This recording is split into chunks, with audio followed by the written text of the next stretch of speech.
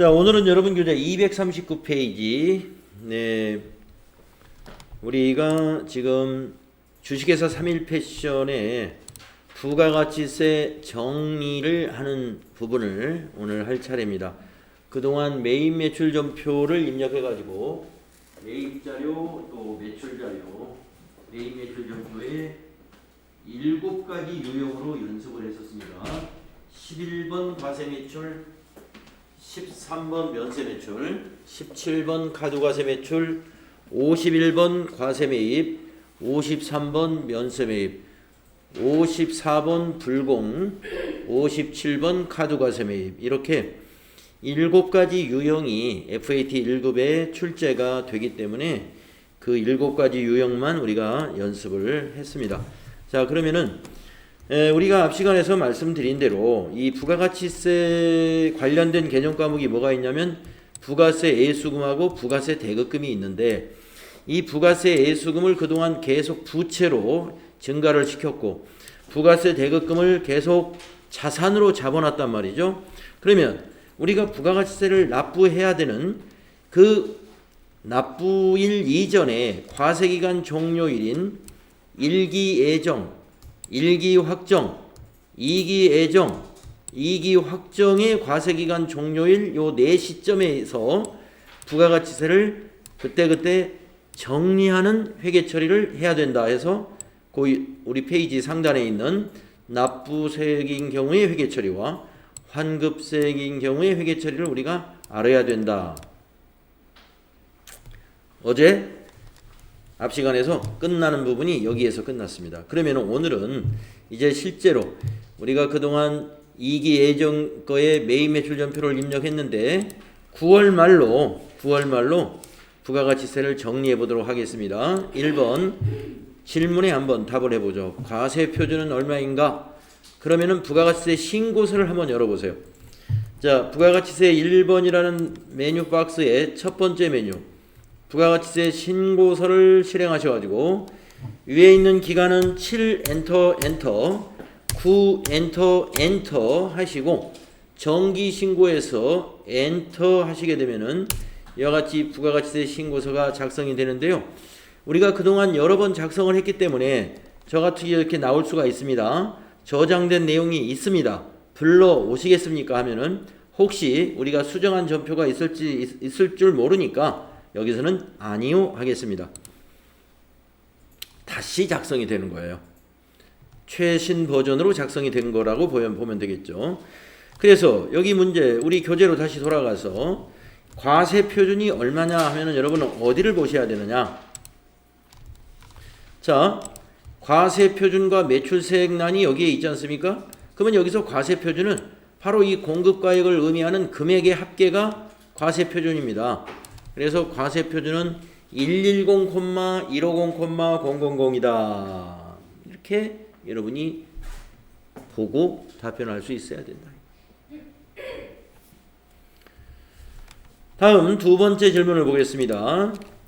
부가가치세 매출세액은 얼마인가? 자, 매출세액이 있는 위치 여러분이 보실 수 있어야 된다. 자, 과세표준 및 매출세액에 아까 9번에 가번, 여기가 매출세액입니다. 또 매출세는 요 위에도 표시되고 있습니다. 같은 겁니다. 이 금액이나 이 금액이나 같은 거예요. 11,015,000 상단에 매출세 이렇게 보이죠? 네. 그리고 밑에도 합계의 세액란이 이게 매출세액인 것이다 이겁니다. 이게 매출세액인 것이다. 그래서 매출세액은 여러분 개념 과목이 뭐였어요? 그동안에 부가가치세 뭐였습니까? 부가가치세가 아니고 부가세로 끝나죠. 부가세 예수금이었잖아요. 예수금. 그러니까 이 금액을 정리할 때는 부가세 예수금이라는 개념 과목이라는 걸 우리가 알아야 된다 이거죠. 이 부가세 예수금을 여기서 질문하기는 매출세액이 얼마냐 이렇게 질문했어요. 그건 부가세 예수금으로 우리가 그동안 매출세액을 전부 대변에 부채 증가 시켜놨던 거 여러분 기억나시죠? 다음 3번 질문 보겠습니다. 공제 가능한 부가가치세 매입세액이 얼마냐? 자, 매입세액이 부가가치세 신고서에 여기 하단에 있습니다. 여기서 공제 가능한 매입세액은, 자, 공제받지 못할 매입세액이 16번에 있어가지고 15번까지 여기 10번부터 14번을 모두 더한 게 15번에 있는 요 합계입니다.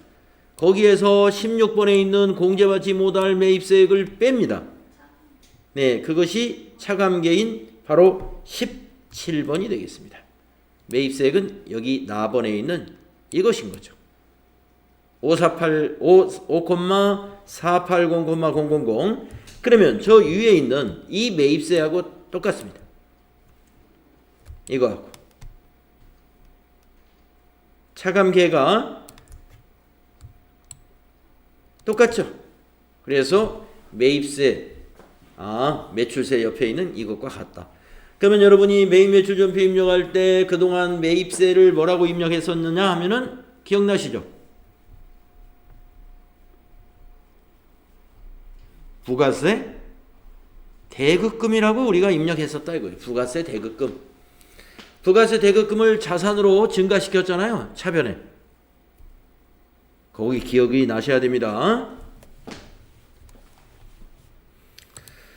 그 다음에 네 번째 질문을 보겠습니다. 부가가치세 차가감 납부세액은 얼마냐? 자, 부가세 신고서에 보면요. 여기에 차감세라고 있어요. 여기에 납부세액입니다. 그리고 요 밑에서 보시면 납부할 세액, 차가감 납부할 세액 어떻습니까? 두 금액이 똑같죠? 5,535,000. 그래서 차가감 납부할 세액은 우리가 이번에 정리할 때 이 개념 과목을 뭘로 할 거냐면 납부할 세액이니까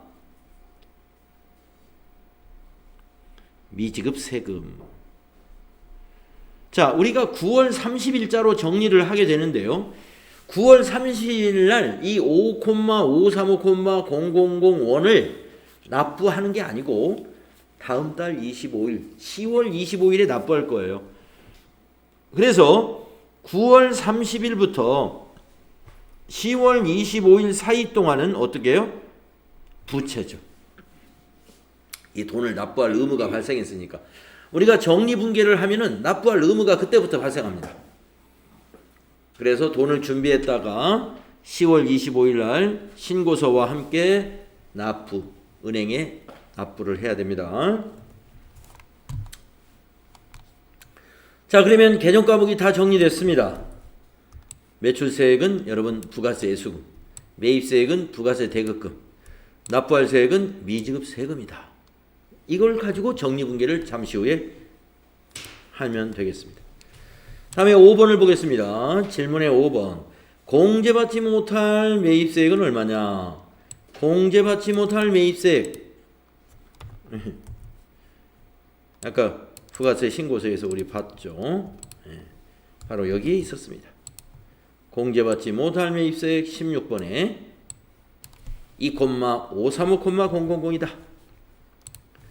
다음 6번. 고정자산 관련 매입세금 계산서의 매입세액은 얼마인가? 그것도 여기에 있습니다.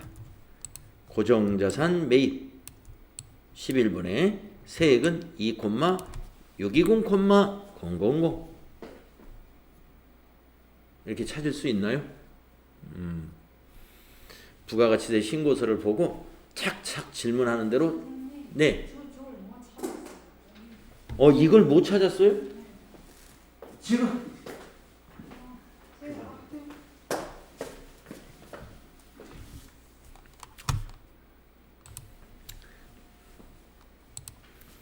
자, 이렇게 해서 수행 1번 마쳤습니다. 다음 수행 2번으로 가보겠습니다. 제2기 7월부터 9월 부가가치세 신고서를 참고로 회계 처리하시오. 7월부터 9월 거를 정리하라 이 말이에요.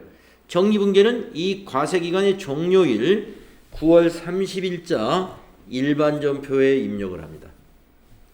자, 제2기 예정 부가가치세 관련 계정에 대한 정리분계를 수행하세요. 단, 거래처 코드는 용산세무서를 등록한 후에 거래처 코드를 설정해라. 미지급 세금이니까 부채니까 용산세무서로 거래처를 걸어주어라, 이런 얘기입니다. 그러면 용산세무서 거래처 코드 만들면서 입력을 해보도록 하겠습니다. 자, 부가세 신고서 다시 열어보세요. 자, 매출세액이 개념 과목이 부가세 예수금이었죠. 자, 여기 매출세를 마우스로 클릭하시고 컨트롤 C 탁 치면 뭐예요? 복사. 예, 컨트롤 C, 컨트롤 키를 누른 상태에서 C를 탁 치면 복사가 되죠. 그런 다음에 전체 메뉴 눌러서 일반 전표 입력을 엽니다. 날짜를 입력하세요. 일반 전표 날짜는 9월 말일 날짜로 입력합니다. 2기 예정 부가세 정리는 2기 예정 과세기간의 종료일 9월 30일로 일반 전표에서 정리한다. 자, 우리가 지금 부가세 예수금을 복사해 왔어요. 정리할 때는 전표 입력의 반대 방향. 자, 부가세 예수금은 우리가 전표 입력할 때 대변에 부채 증가로 했어요. 오늘은 부채 감소입니다. 그래서 3번 차변하시고 부가를 입력해서 계정 과목을 찾아보세요. 부가 했더니 계정 과목 부가세 예수금 보이죠? 255. 거기다 놓고 엔터. 거래처 여기서는 안 넣어도 됩니다. 방향키로 그냥 지나가시고, 네, 적요는 부가세 대급금과 상계라는 적요 밑에 보이시나요? 네, 1번 누르시면 됩니다. 1번. 그러면 부가세 대급금과 상계하는 회계다, 이런 얘기죠. 자, 차변에 지금 커서가 멈춰 있죠? 여기서 컨트롤 V. 컨트롤 V가 뭐예요? 붙여넣기죠? 그러면 아까 그 부가세 예수금이 여기에 그대로 입력이 됩니다. 컨트롤 V 하면은 차변에 11,015,000. 시험지에다 메모하는 것보다 훨씬 더 빠르겠죠? 시험지에다 메모하는 것보다. 네. 자, 복사가 안 된 사람은 그냥 입력해야 돼요. 11,015,000. 복사하면 이렇게 편합니다. 자, 엔터 치시고 줄이 바뀌었습니다. 두 번째 줄이 왔죠? 자, 두 번째 줄은 이제 4번 대변. 대변에 이번에는 부가세 대급금을 입력할 거예요. 부가 검색하셔가지고 부가세 대급금 135번 자산이죠? 엔터. 적요에서는 부가세 예수금과 상계 7번 넣으면 되겠네요. 부가세 예수금하고 상계한다. 자, 금액을 또 복사해 오겠습니다. 여러분, 여기 부가세 신고서라는 탭이 남아있죠. 아직 안 닫았으니까 여기 눌러주시고 클릭하신 다음에 매입세 여기 숫자를 마우스로 클릭하고 컨트롤 C 복사 뜨는 거예요. 그래가지고 다시 일반 전표 입력 탭을 눌러서 대변 그 셀에다 놓고 컨트롤 V 그러면 5,480,000 이렇게 메모해 가지고 입력하는 것보다 쉽습니다.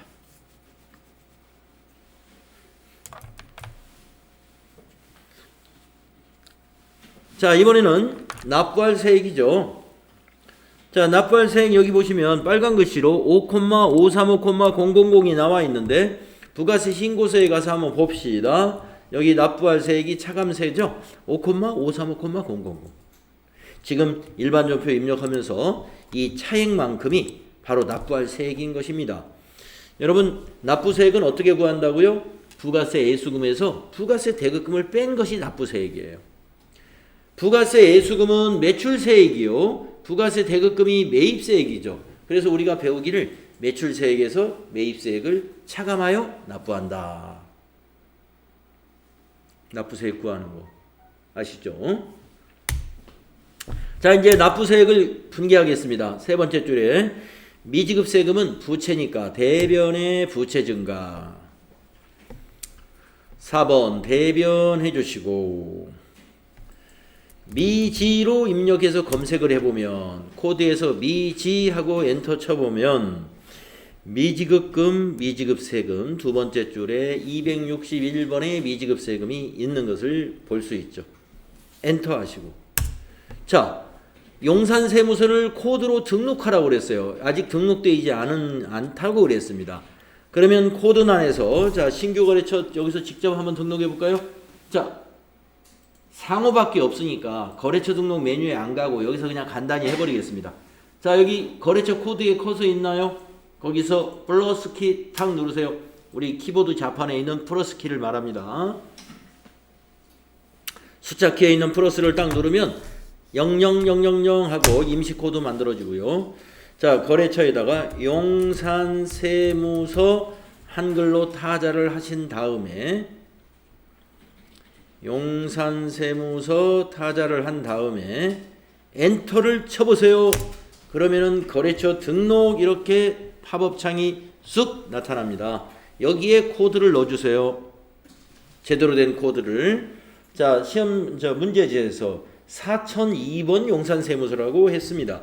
그래서 4002를 이제 코드를 여기서 만들어주고 거래처는 용산세무서 외에는 아무것도 더 입력할 것이 없습니다. 자료를 준 게 없으니까.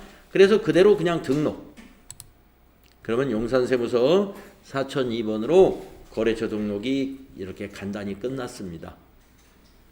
물론 거래처 등록은 전체 메뉴 가셔가지고 여기에서 천천히 하고 오셔도 돼요. 여기 거래처 등록 요 메뉴 들어가가지고. 근데 너무 간단한 거라서 그냥 여기서 해버렸습니다. 전표 입력하는 단계에서. 자, 적요는 뭘까요? 부가세의 미지급금 계상이라는 8번 적요 이용하면 되겠네요. 부가세 미지급금 계상. 그래서 미지급 세금이다. 자, 금액은 여기 있는 금액 그대로 넣어주세요. 똑같이 5535 플러스 이게 정리분계가 되겠습니다.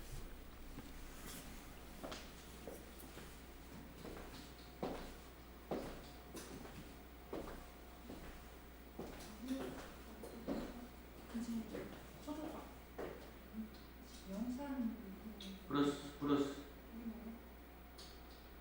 그다음에 용산세무서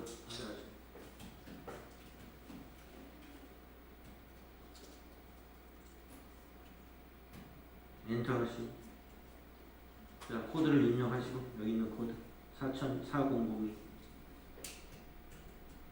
그 다음에 마우스로 등록합니다. 자, 적요가 안 보이는 적요를 보이게끔 이렇게 설정을 하세요. 눌러서.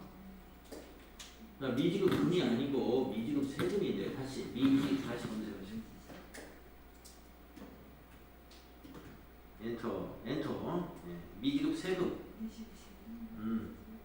이거. 네. 다시 또 다시 적요로 가서 엔터로 가야지. 네. 한 번 더. 네. 저 밑에 적요에 저기 몇 번입니까? 여기 뭡니까? 뭐죠 그 내용이?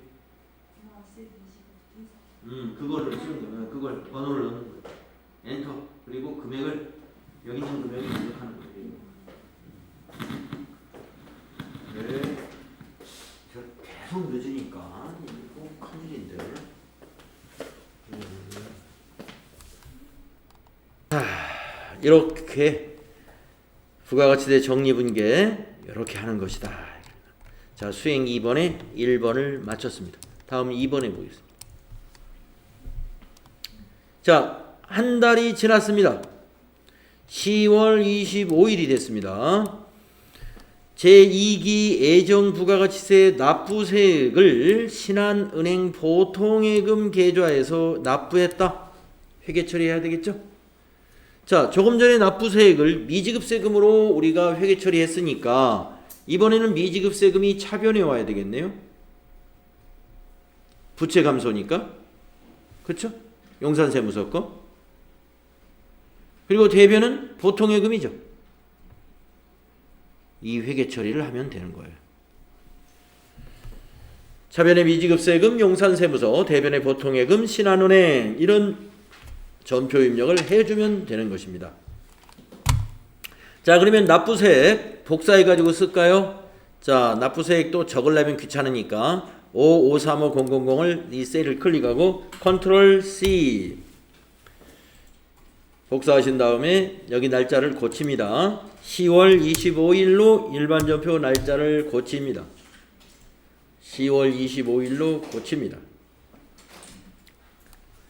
고친 다음에 차변에 미지급세금을 먼저 입력하겠습니다. 3번 차변에 미지. 그러면 미지급세금이 두 번째 있죠? 아래로 내려와서 엔터 261. 미지급세금은 부채 계정이기 때문에 거래처를 아까 용산세무서로 우리가 등록을 해놨었어요. 그러니까 여기 코드에서 이번에는 용산을 검색합니다. 그러면 400이 용산세무서 딱 코드 나타나죠.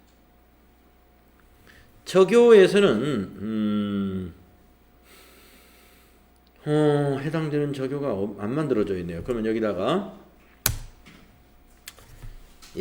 부가가치세 납부라고 하면 되죠. 부가가치세 납부 해주시고 차변에는 컨트롤 V 하면 조금 전에 복사해온 숫자 5535000이 입력되겠죠.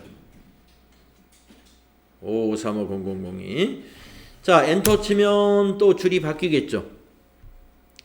네, 줄이 바뀌었습니다. 이번에는 대변이죠. 대변은 4죠. 4 대변 보통예금 103번 보통예금. 그리고 은행은 신한은행. 자, 거래처 코드에서는 신한하고 엔터 쳐가지고 신한은행 보통 9800이 나타나면 되겠습니다. 자, 부가세 납부 위에 거 그냥 복사하고 지나가면 괜찮을 것 같아요. 부가가치세 납부. 그리고 대변에다가 똑같은 금액 컨트롤 V 5535000을 입력하시면 되겠다. 자, 여러분들 전표 입력할 때요. 이와 같이 어떤 보고서를 보고 전표를 입력할 때는 그 숫자를 시험지에다 옮겨 적었다 다시 입력하는 것보다는 그 셀을 딱 클릭해서 컨트롤 C 해가지고 해당되는 전표에 와가지고 컨트롤 V를 이용하면 여러분이 옮겨 적다가 오타가 잘못 옮겨 적어가지고 억울하게 틀릴 수도 있습니다. 그래서 이렇게 복사해서 전표 입력하는 것을 권장해 드리겠습니다. 옮겨 적다가 8자를 6자로 잘못 적었다든가 분명히 8자로 적었는데 내가 보기에 6자로 잘못 입력한다든가 그런 수도 있을 수 있으니까. 자, 그래서요. 부가가치세 정리분계는 시험에서 두 개가 한꺼번에는 안 나와요. 이렇게 문제를 내거나 납부한 것으로 문제를 내거나 이렇게 문제를 냅니다. 만약에 납부한 것으로 문제가 나오면 얼마를 납부해야 될지 9월 30일 전표를 일반 전표를 가서 조회해 보면 얼마 납부해야 할지 알 수가 있죠. 증빙을 안 줬다 하더라도 이렇게 조회해서 딱딱 처리할 수 있어야 되겠습니다. 자, 수행 결과 보시면 우리가 입력한 거, 우리가 수행한 것과 별다른 차이가 없겠죠. 물론 똑같을 거예요.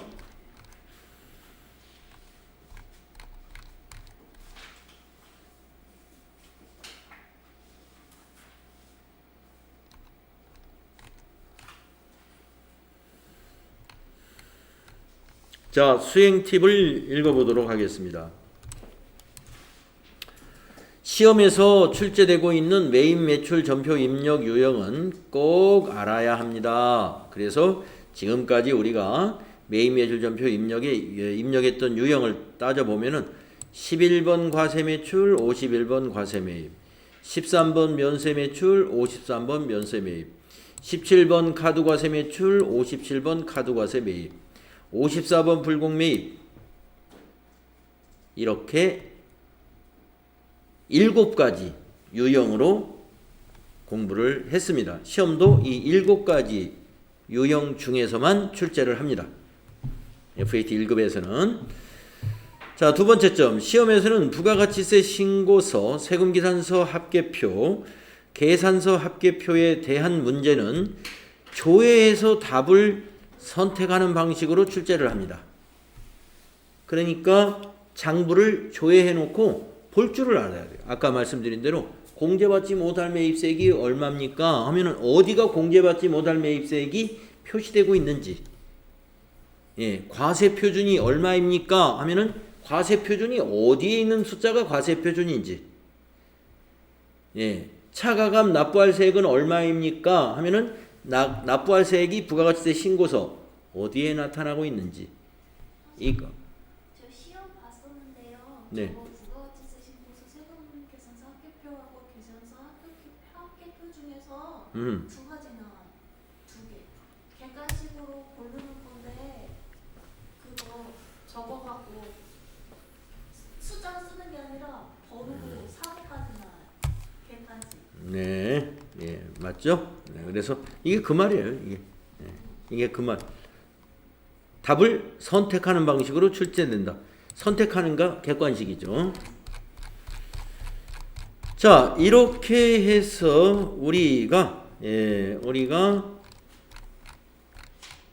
부가가치세 부분을 마무리했습니다. 다음은 제5장 3부 제5장으로 넘어가겠는데요. 이제 결산 처리에 대해서 알아보겠습니다. 결산 처리. 자, 이 회사를 이제 결산 처리를 해서 장부 마감하고 이 회사의 업무가 이제 다 끝나게 되는데요. 자, 결산의 절차는 우리가 이론을 공부할 때 회계의 순환 과정에서 충분히 공부했습니다. 자, 그렇다면 이 전산 프로그램에서는 결산의 절차가 그와 똑같은가? 비슷합니다. 네, 한번 내용을 보겠습니다. 결산의 절차 1, 2, 3, 4, 5를 순서대로 한번 읽어볼게요. 기중의 분계장에 분계하고 총계정 원장에 전기를 하는데 전기가 정확히 되었는지 확인하기 위해서 수정전 시산표를 결산 예비 절차로서 먼저 작성을 합니다. 그러니까 이 수정전 시산표라고 하는 것은 장부가 정확히 기입되었는지를 확인하는 그런 아주 중요한 역할을 합니다. 결산서는 아니지만 우리가 그동안 전표 입력에서 차변이나 대변 쪽에서 어느 한쪽을 누락시켰거나 어느 한쪽의 금액을 잘못 입력을 했거나 이런 사항이 있다면 발견을 할 수가 있습니다. 다음 두 번째, 기말 결산 시점에 자산, 부채, 자본 우리 다 배웠죠? 그것의 현재액과 당기에 발생한 수익과 비용을 정확하게 파악하기 위해서 우리가 자산, 부채, 자본, 수익, 비용에 대한 수정사항을 분계하게 됩니다. 이것을 우리가 결산 수정 분계라고 하는데 이 부분이 상당히 우리 회계 초보자에게는 어렵게 느껴지는 부분이죠. 결산 수정 분계 연습을 많이 해둬야 됩니다. 다음 3번 기말 수정 분계를 하면 그 분계 내용을 총계정 원장에 전개하므로 기말 수정 분계가 정확히 전기가 되었는지 확인하기 위해 수정 후 시산표도 또 본다 이거예요. 작성이 됩니다. 다음에 네 번째, 당기의 수익과 비용, 자산, 부채, 자본의 총계정 원장을 마감한다. 그래서 마감하는 순서는 수익과 비용을 먼저 마감하고 다음에 자산, 부채, 자본은 장부 마감을 또 다시 하게 됩니다. 우리가 수익과 비용을 손익계정이라고 부르죠. 그래서 우리가 손익계산서를 먼저 마감을 하는데 손익계정을 마감할 때는 이 전산 프로그램에서는 마감하는 분계를 자동으로 만들어요. 이익잉여금 처분계산서에서 자동으로 마감을 하게 됩니다. 그리고 자산부채 자본은 재무상태표를 만들게 되죠. 5번 손익계산서, 이익잉여금 처분계산서, 재무상태표를 작성하면은 이제 결산을 마쳤다. 이렇게 보는 것입니다. 지금 그 순서를 도표로 만들어 놓은 게 밑에 있는 그림이에요. 그리고 이제 우리가 결산을 하는 데는 일반 전표에 입력하는 것을 우리가 수동 결산이라고 부르고 있고요. 결산 자료 입력이라고 하는 메뉴에다가 입력해 가지고 분계를 하는 것을 우리가 자동 결산이라고 하는데, 수동 결산을 해야 되는 내용과 자동 결산을 해야 되는 내용을 잘 구분해 가지고 여러분이 실무에 임해야 됩니다. 자, 그러면 고정자산과 감가상각. 감가상각은 자동결산 사항입니다. 이건 자동결산. 자, 그래서 자동결산을 하기 위해서는 고정자산을 등록을 다 해놔야 돼요. 고정자산 등록은 기업의 경영활동에 사용하기 위해 취득한 유형자산과 무형자산의 세부 내용을 등록하고 관리하기 위한 메뉴이다. 고정자산의 세부 내용을 등록하면 당기의 감가상각비가 계산이 됩니다. 그 금액을 결산자료 입력에, 즉 자동결산에 반영할 줄 알아야 됩니다. 그렇게 실습을 해보도록 하겠습니다. 자, 다음 페이지 보시면 고정자산과 감가상각이라는 표가 있습니다. 3일 표션의 고정자산 관련 자료를 참고하여 다음을 수행하시오. 이걸 고정자산으로 등록하라, 이 말인데, 밑에 주의를 보시게 되면은 차량 운반구 요 두 개는 이미 미리 다 등록을 우리가 했었다 이거예요. 이걸 또 등록할 필요 없다 이겁니다. 이건 미리 등록돼 있다 이 말이고, 그 다음에 비품에서도 컴퓨터 요거 우리가 앞에서 전표 입력하면서 연습했었어요. 그래서 컴퓨터도 미리 등록돼 있다. 그러면 아직 등록이 안 된 거는 두 개뿐이 없어요. 건물하고 에어컨 비품 요것만 추가로 이번 시간에 등록하면 되겠습니다. 자, 등록해 봅시다. 전체 메뉴 나가가지고 고정자산 등록 메뉴가 어디 있습니까? 여기 있죠. 고정자산 등록 박스에 첫 번째 있습니다. 딱 클릭하시고 엔터를 3번 치시라고 그랬죠. 엔터, 엔터, 엔터 하면은 밑으로 내려옵니다. 자, 어때요? 차량 운반구 2대하고 컴퓨터 비품 이게 3개는 등록되어 있나요? 자, 그러면 4번째 줄 클릭하세요. 4번째 줄. 저 4번째 줄에다가 건물을 등록하면 되겠습니다. 건물. 그러면 계정 과목을 건물을 찾을 때는 어떻게 찾아요? 여기 더블 클릭 해가지고 계정 과목 코드 도움말이 나오면 건물 선택하고 확인. F2를 눌러도 되고 지금처럼 더블 클릭으로 찾아도 됩니다. 자, 자산 코드는 거기 보시고 입력합니다. 표를 보면은 1001 엔터. 자산의 이름은 본사 건물 엔터. 취득일은 2020-0701. 자, 기초가액은 얼마입니까? 작년에 샀으니까 기초가액에 입력해야죠. 5천만원 50 플러스 2번 엔터. 자, 작년에 샀기 때문에 작년에 감가상각을 했겠죠. 그래서 2번에 전기말 상각 누계액을 입력합니다. 자, 그 표에 보시면 나와 있죠. 1250 플러스 엔터. 엔터로 쭉 내려와서 9번에서 멈춥니다. 9번의 상각 방법에서 멈추세요. 거기에 보면 상각 방법이 표에 뭐라고 나와 있어요? 정액법. 그러니까 그대로 두시고 엔터. 자, 10번 내용 연수에 와 있습니다. 표를 보시면 내용 연수 20년이죠. 여기다 20. 그리고 사용 부서가 본사로 되어 있죠. 본사라면은 판매관리비로 처리해야 되죠. 그래서 경비 구분은 800번대 그대로 놔두시면 됩니다. 그러면 여기가 회사 계상 상각비 250만원 계산된 것을 우리가 확인할 수 있습니다. 잘 되셨나요?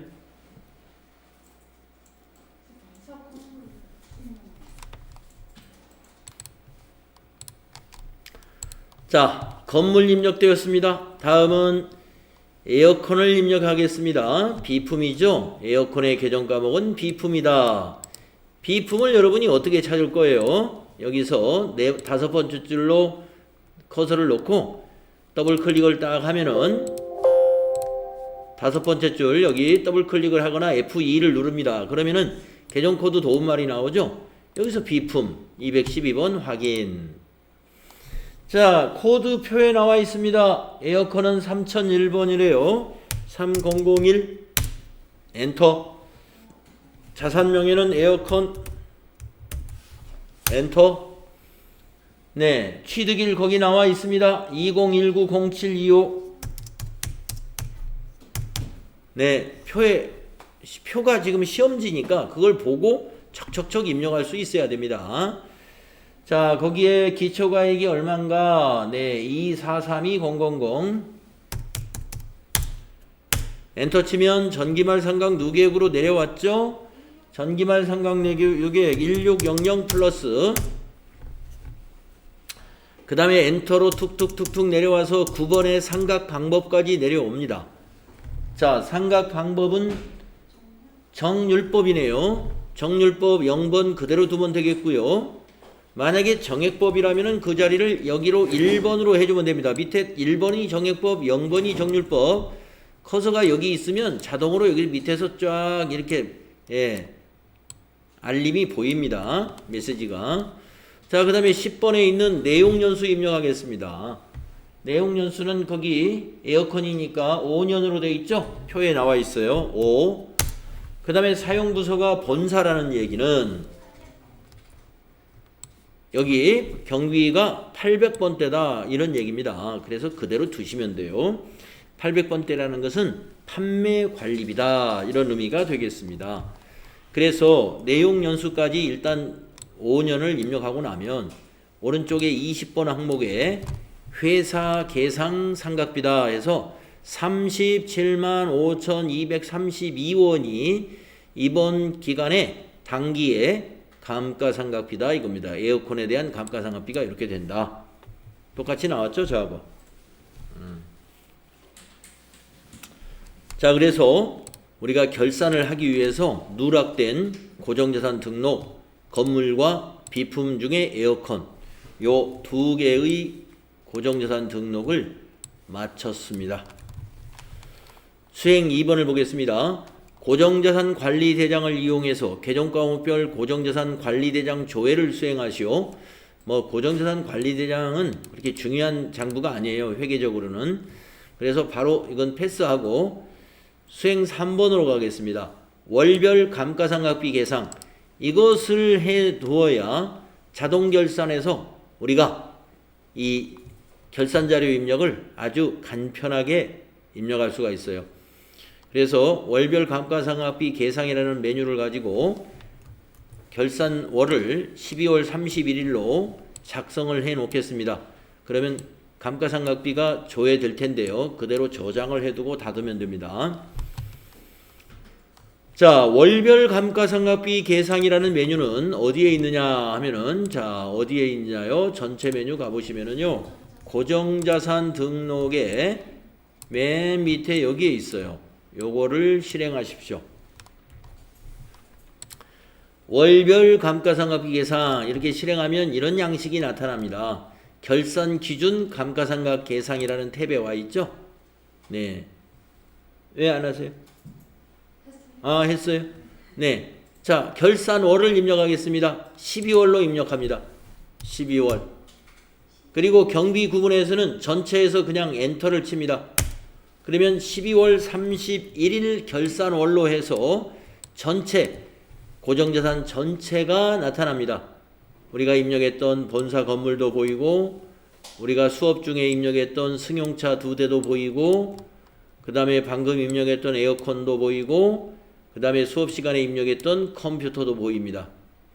그래서 경비의 합계, 이게 감가상각비 합계입니다. 기초에 이랬고 단기 증감이 이렇게 됐고 하는 것은 참고로 보시면 되고요. 실제로 오른쪽 맨 끝에 가면 12월 누적 감가상각비 합계가 668만 8,965원. 이것이 12월까지의 감가상각비가 되겠습니다. 이것을 계정별로 보면은 건물은 250만 원, 차량 운반구는 363만 3,333원, 비품은 55만 5,632원. 이렇게 계정 과목으로 나누면 3개로 나누어집니다. 계정 과목으로 나누면. 그래서 이것이 감가상각 누계로 가고요. 이 합계 금액은 감가상각 비용으로 가게 됩니다.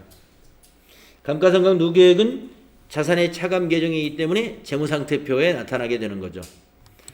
자, 이 데이터를 저장을 해둬야 되는데 이 월별 감가상각비 계상에는 상단에 저장이라는 메뉴가 없어요. 이런 장부는요, 이걸 이 탭에서 닫으면서 저장을 하면 돼요. 딱 닫으면 데이터를 저장하시겠습니까? 물어본단 말이에요. 이때 예 하시면 됩니다. 이렇게 해서 저장을 해뒀다가 잠시 후에 우리가 부가가치세 아니죠. 부가가치세란다. 결산, 자동 결산을 할 때 그걸 이용해 보도록 할 것입니다. 자, 수행 결과를 보시면 우리가 방금 입력한 작업들 여기서 만나볼 수 있습니다. 자, 이 책에서는요, 계정 과목을 위에서 선택해 가지고 입력하는 것으로 설명이 되어 있고, 저는 위에서 그냥 엔터 지나가 가지고 여기서 계정 과목을 선택하는 것으로 우리는 실습했습니다.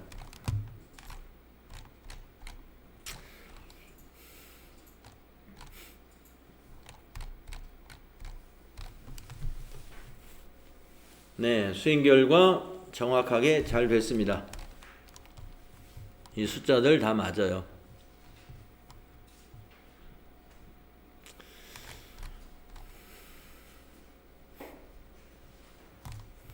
주의해 보면은 월별 감가상각비 계상 화면을 닫고 저장을 우리가 했잖아요. 그렇게 되면은 잠시 후에 결산자료 입력이라는 메뉴의 상단에 기능 모음을 눌러가지고 감가상각 반영을 딱 클릭하면 이러한